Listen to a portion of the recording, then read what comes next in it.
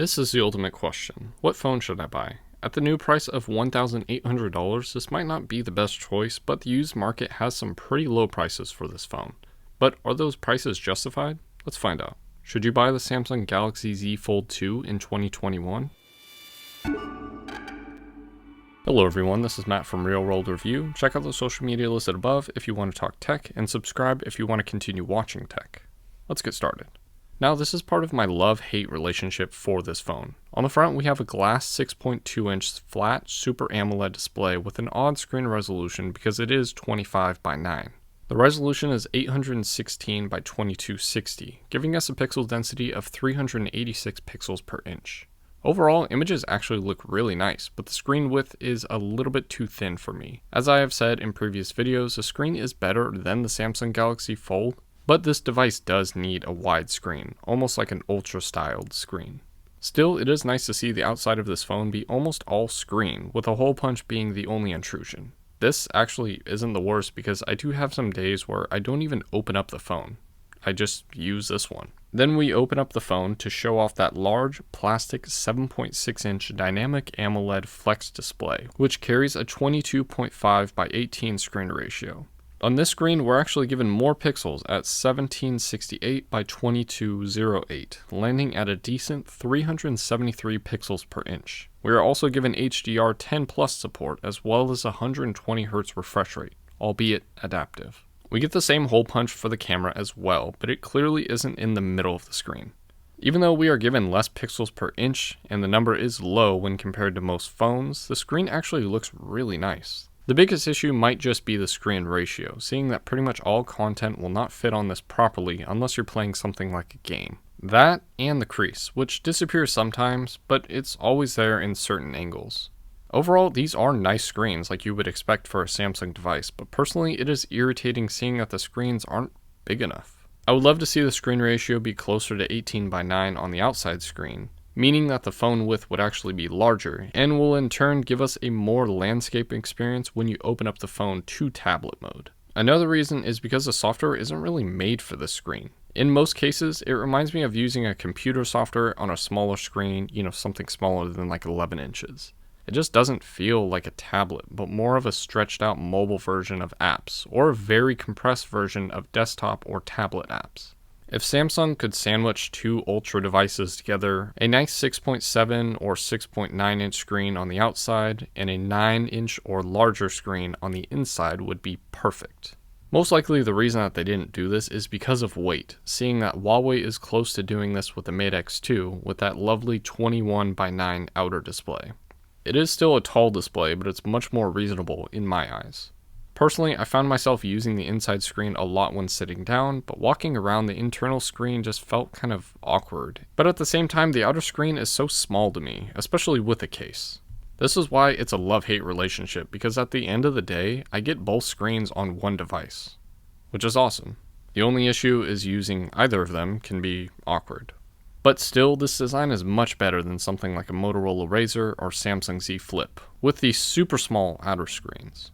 Now when it comes to the hardware, top of the line. I mean, we are in 2021 and this isn't the best processor today, but the phone is running a Snapdragon 865 Plus with 12GB of RAM, which is overkill for most people. The phone lacks a memory card slot, but that's because we have 256GB of fast UFS 3.1 storage. Personally, I have no issue with that, but it is weird seeing that Samsung moved from 512GB on the first Fold to 256GB on this one.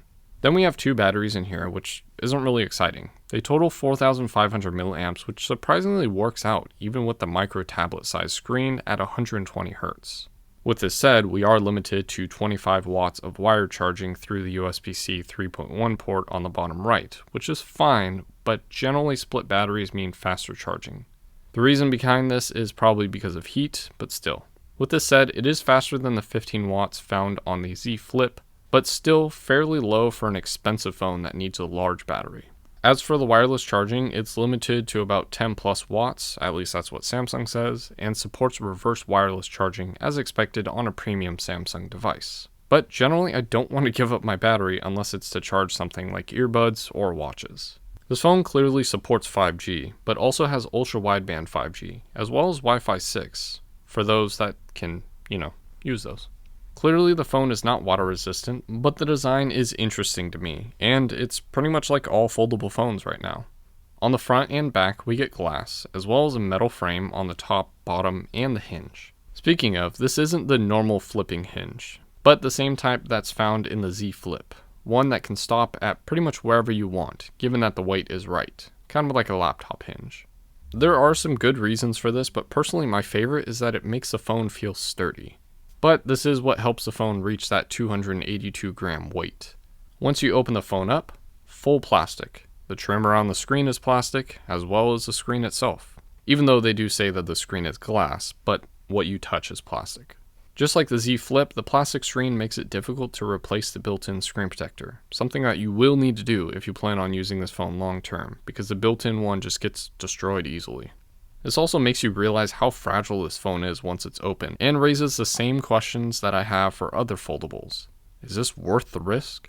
We can talk about that later, but I do feel like this is one of the most well-designed foldables, with the exception of Huawei's new foldable, but I'm yet to see or use that. On the side, we get the volume button and power buttons, and luckily Samsung copied the Z Flip in the S10e and gave us a fingerprint scanner built into the power button, all in one piece. The Motorola Z3 style that they had on the original Fold was a horrible design, but don't worry, Samsung obviously paid for it. On the top and the bottom, we get loudspeakers, both that sound really good but are limited for some reason. Not sounding as loud as something like the S20 Ultra, but still sounding good and giving off that stereo feel when propped up. Still no headset jack, but are you actually surprised? Overall, I think it is very capable hardware with some corners cut like lacking a SD card slot, 25 watt charging that could have been 45 watt or higher, as well as the camera setup, which we'll go over soon, but my biggest complaint has to be the durability of this phone. Sure, it's plastic on the inside, so obviously be more careful, but the outside metal seems so easy to scratch, with some people complaining about cases scratching this device. Me being one of them. It's either this or have the phone exposed. But come on, this design does make it difficult for protection in the first place, but this may be a concern for some people. I mean, if I pay a full price for this phone, I want to make sure it looks nice in a couple of years. There are 5 cameras on this phone, 2 of them being the exact same and pretty much in the same place as well. We have the front camera, which is a 10 megapixel fixed focus sensor, just like the other front camera, which is a 10 megapixel fixed focus sensor. The fixed focus part is a bummer for me, just like it was on the Z Flip, because of the price of the phone. Seeing that the Samsung S10e has the same type of camera, but it's focusable. Still, images look nice, and it works well, but the nice thing is that you don't actually need to use that camera. The rear 3 cameras can be used for selfies, albeit in a strange way, but they can. Open the camera app, click selfie, and there you go.